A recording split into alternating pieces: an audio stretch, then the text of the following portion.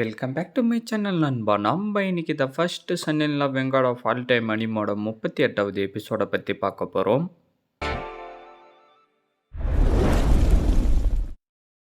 என்ன ஆண்ட்மேன் டிசேபிளாக இருந்தால் மாதத்துக்கு வெறும் 2 ஸ்பிரிட் ஸ்டோனு தான் கொடுப்பானுங்களா? இது எனக்கு எங்கேருந்து பத்தும்? இந்த சின்ன ஸ்பிரிட் ஸ்டோனுங்களை வச்சுக்கிட்டு நான் ஃப்யூச்சரில் எப்படி தான் ட்ரைனிங் எடுக்க போகிறேனோ தெரியல. கல்டிவேஷன் பண்ணுறதுக்கு எந்த ஒரு பொருளும் இல்லாமல் என்னுடைய சக்தியை நான் எப்படி சீக்கிரமாக அதிகரிப்பேன்? அது மட்டும் இல்லாமல் தாவோ செக்டோடைய சக்ஸஸராக எப்படி வருவேன்? அதுக்கப்புறம் எப்படின்னா அந்த லியோ டூவை அலி பண்ணு ஹீரோ சொல்லிக்கிட்டு இருக்கமோ டக்குன்னு அந்த இடத்துல டோரை ஓப்பன் பண்ணிக்கிட்டு அவனுங்க 2 பேரும் உடஞ்ச போன சோடு எல்லாத்தையும் அந்த எடுத்துக்கிட்டு வரப்ப ஹீரோ அங்க இருக்கிறத பார்த்துட்டு, சீனியர் எக்ஷோ நீங்க இங்க என்ன பண்றீங்க? அப்படின்னா நீங்க ஒரு கோட் டிசேபிள் இல்லையா?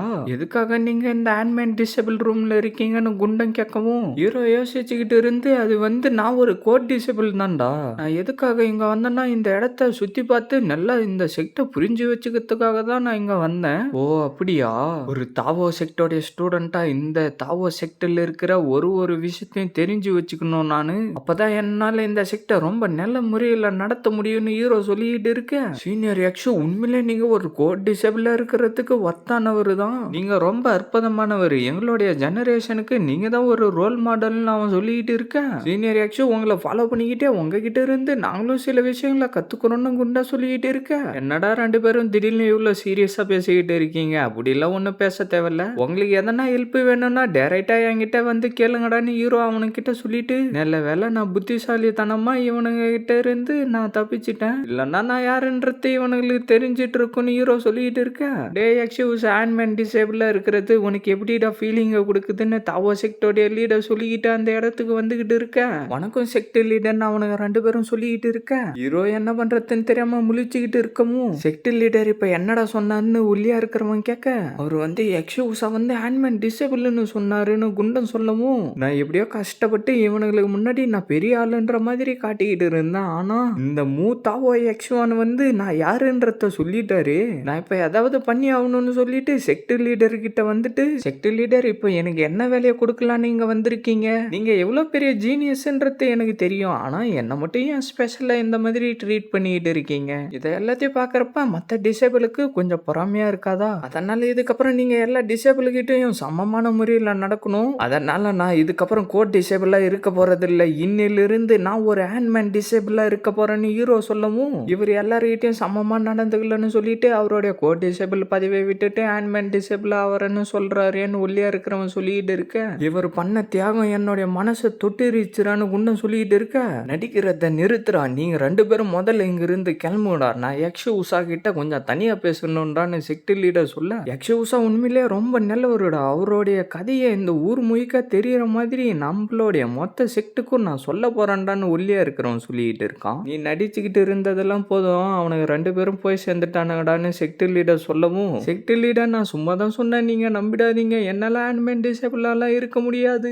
நான் எப்படியாவது தாவோ செக்டோடைய சக்சஸர் ஆகி ஜேஸ் அகாடமில இருந்து என்னுடைய ஒய்ஃபை காப்பாத்தி கூட்டிக்கிட்டு வரணும்னு ஹீரோ சொல்ல, உங்ககிட்ட இருக்கிற குட்ஸை என்கிட்ட கொடுத்துருன்னு செக்ட் லீடர் சொல்லவும், நீங்க எதை பத்தி கேக்குறீங்கன்னு ஹீரோ கேட்கவும், உன்னுடைய உடம்புல இருக்கிற ரொம்ப விலை மதிப்பு இல்லாததை என்கிட்ட கொடுத்துட்றான்னு தாத்தா சொல்ல, என்னது என்னுடைய உடம்புல இருக்கிற வேல்யூபிளான திங்க சி செக்ட் லீடர் உங்களுக்கு இந்த மாதிரி எல்லாம் ஒரு பழக்கம் இருக்கான்னு ஹீரோ சொல்லிக்கிட்டு இருக்க, டி ஒன்னு நீ என்னடா புரிஞ்சுக்கிட்டு இருக்க? நான் தாவோ லீடரோடைய ரிங்க பத்தி பேசிக்கிட்டு இருக்கேன்டான்னு செக்ட் லீடர் சொல்லவும், ஓ தாவோ லீடரோடைய ரிங்கா? சரி என்கிட்ட தான் அந்த ரிங் இருக்குன்றது உங்களுக்கு எப்படி தெரியும்னு ஹீரோ கேட்க, அது தாயோயோ தான் ரிங்க கொடுத்துட்டு என்னுடைய செக்டர்ல சேர்றதுக்கு நீ பிளான் பண்ணிட்டு இருந்ததா சொன்னா, அதனால தான் நான் இதுக்கு ஒத்துக்கிட்டேன்னு செக்ட் லீடர் சொல்லவும், அப்படின்னா நீங்க இதுக்காக தான் என்ன சேர்த்துக்கிட்டீங்களா? என்னுடைய டேலண்ட்டுக்காக இல்லையான்னு ஹீரோ சொல்லவும், முட்டாளி நான் உன்னை விட திறமையான ஆளுங்க பல பேரை பார்த்துட்டேன். ஒழுங்கு மரியாதையா அந்த தாவரிங்க என்கிட்ட கொடுத்துரு,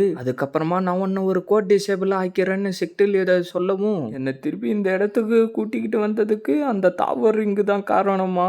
நான் அந்த ரிங்கை ஸ்பிரிட் எனர்ஜியா மாத்திட்டேன்ற விஷயம் இவருக்கு தெரிஞ்சா என்ன கொன்றுவாரோன்னு ஹீரோ அவனுக்குள்ளாரே சொல்லிட்டு இருந்துட்டு, செக்ட் லீடர் அதுக்கு பதிலாக நீங்க நீங்க வேற ஒண்ணு எக்ஸ்சேஞ்ச் பண்ணிக்கிறீங்களா? என்கிட்ட அதை விட விலை மதிப்பு இல்லாத ஒரு பொருள் என்கிட்ட இருக்குன்னு ஹீரோ சொல்லிக்கிட்டு இருக்க. பைத்தியகாரத்தனமா பேசிக்கிட்டு இருக்காதடா. நீ மட்டும் அதை என்கிட்ட குடுக்கல. உன்னுடைய வாழ்நாள் முழுக்க ஒரு ஹேண்ட்மேன் டிசேபிளா இருந்துகிட்டு அந்த குப்பைங்களை பொறுக்கிக்கிட்டு தாண்டா இருக்கணும்னு செக்ட் லீடர் சொல்லவும், என்ன ஹேண்ட்மேன் டிசேபிளா இருக்கிறவங்க தான் சோல்ஜர்ஸ் யூஸ் பண்ணி தூக்கி போட்ட இந்த குப்பைங்க எல்லாத்தையும் பொறுக்கிக்கிட்டு வரணுமா?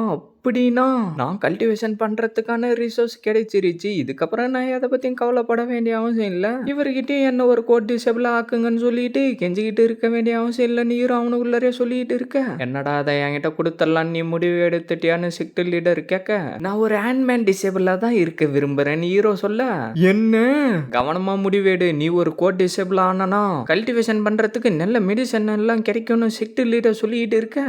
அதை பத்தி எனக்கு எந்த ஒரு கவலையும் இல்லைன்னு ஹீரோ சொல்ல, நீ ஒரு கோட் டிசேபிள் ஆனா 4th லெவல் ஃபைட்டிங் ஸ்கில்ல உன்னால கத்துக்க முடியும்டா. அது எனக்கு தேவையே இல்லைன்னு ஹீரோ சொல்லவும், கோட் டிசேபிளால மட்டும் தாண்டா நல்லா பர்ஃபார்ம் பண்ண முடியும். அவங்களால மட்டும் தாண்டா தாவோ செக்டோடைய சக்சஸரா வர முடியும். நீ தாவோ செக்டோடைய சக்சஸரா ஆவறதுக்கு விரும்பலையாடா அப்படின்னு தாவோ செக்டோடைய லீடர் கொஞ்சம் கடுப்பா சொல்லிட்டு இருக்க. இல்லையே, நான் என்னுடைய சக்தியையும் தாவோ ரிங்கையும் யூஸ் பண்ணி கண்டிப்பா நான் இந்த தாவோ செக்டோடைய சக்சஸரா வருவேன் ஹீரோ சொல்லிட்டு இருக்கான். என்னுடைய ஹெல்ப் இல்லாம ஒன்னால தாவோ செக்டோடைய சக்சஸரா வர முடியாதுடா. நீ ஒரு ஹேண்ட்மேன் டிசேபிளா இருக்கணும்னு நினைச்சனா அப்படியே இருடா. ஆனா நீ என்கிட்ட வந்து கெஞ்சறதுக்கான நாள் சீக்கிரமா வருண்டான்னு சொல்லிட்டு அவர் அங்கிருந்து கிளம்பி போயிடுறாரு.